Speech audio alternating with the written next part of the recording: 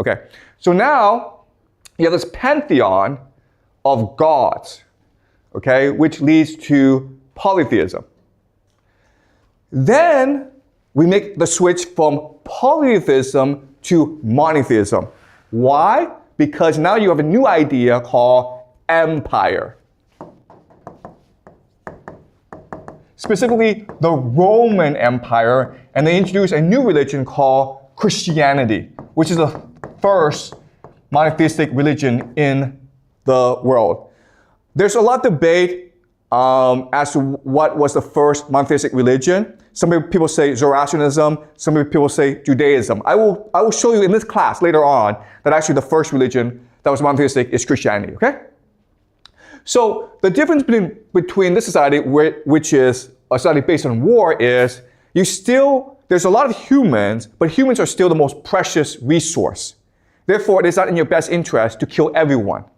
But when you have an empire, like the Roman Empire, you don't have to worry about killing other people. In fact, you can go and destroy entire societies, which is what the Romans did. And you can now, as an empire, impose your reality, your God, on everyone else. And that's how you have monotheism. Does that make sense? All right? So, having explained that, what I want to show you now is how the worldview, our understanding of the world, changes over time. Okay? So, in the mother goddess civilization, there are two things about their world that's very different from our world, okay? So the first major difference, and this is really important for you guys to remember, is they understood that mind led to matter. Mind leads to matter. But in our world, we believe that it's matter that led to mind. Okay, do you understand? So in science class, you're taught we have a brain, then the brain, because of synaptic connections, creates the mind. Okay, so it's matter that leads to mind. Even though we're taught this, if you think about it, it actually doesn't make any sense. Because how does our small little brain, how is it able to do so much processing, which is the mind, right? How are we able to imagine? How are we able to dream? It's really confusing for us. And quite honestly, if you talk to the very best neuroscientists in the world, their response will always be, don't ask this question. Okay? It's never like we don't know, it's always like, don't ask this question. Okay? This question is forbidden to ask in neuroscience. But so throughout most of human history, we believe that it was mind that led to matter. That it's the mind that creates the brain in order to understand the world. Okay? That makes a lot more sense than mind, matter leads to mind. Okay?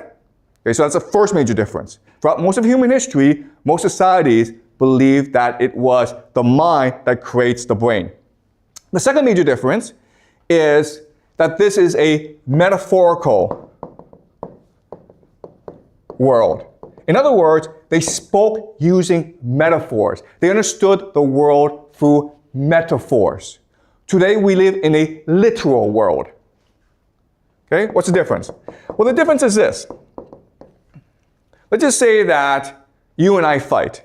Well, we would say that, okay, what happened was that I became angry, the emotion overwhelmed me, and then I hit him, then he got angry, then he hit me back. Okay, this is a literal interpretation.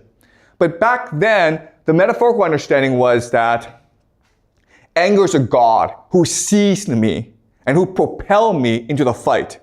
And then anger unleashed the god of vengeance, who fought back by seizing the other person to fight me back, okay? So we believed for most of human history that we were controlled by forces outside our control. Now, today, you may believe that the literal world makes more sense. But if you think about it, from the perspective of human thought, okay? How do you understand the world? How do you interpret what goes on in the world? The metaphorical understanding is actually much more useful. And that's why, and I know this is hard for you guys to understand, back then, they were much more creative than we are today. Okay? And also, the things that they were able to do are beyond our imagination. So for example, we've never really figured out how the Egyptians created the pyramids. Okay? For our explanation is aliens did it. Because their mind is beyond our imagination. Okay? So that shows you the switch. Now when we go to the polytheistic world, this system still continues, but they add more elements to make it more complex. Okay? So the first element is they believe that we are controlled by gods. We're the playthings of gods. Now what's really important to understand is that these gods, Zeus, Apollo, Ares, they're no different from mortals. The only difference is they just live forever. Okay? So, for example, if you're a king, what do you like to do? Well, you like to go around and chase young girls around, okay? What does Zeus do all day? What does Apollo do all day? These gods, all they do is go around and chase young girls around. Okay, so there's absolutely no difference. Above the gods are the older gods. Fortune, fate. So the belief was that even though these are gods, they're still controlled by forces beyond their understanding like fortune and fate. What mattered in this world was not to be good. What mattered in this world is to be lucky, okay? To be fortunate. Because that showed you that the gods favored you. And the last element, the most important element, is the unwritten and immutable laws of the universe. Okay? So a concept like justice. So think of gravity, how gravity gives structure to the universe, right? Well, back then they believed the same thing, where at the most fundamental level, there were concepts that existed like justice. And if you could have the favor of the gods, and you could be very lucky, but if you did things that were unjust, then eventually you'd be punished for it because you're breaking the structure of the universe. Okay? So this was the polytheistic worldview. Now, when you go to the monotheistic worldview, all this changes because now you have a new concept that never existed in human history before called one true God.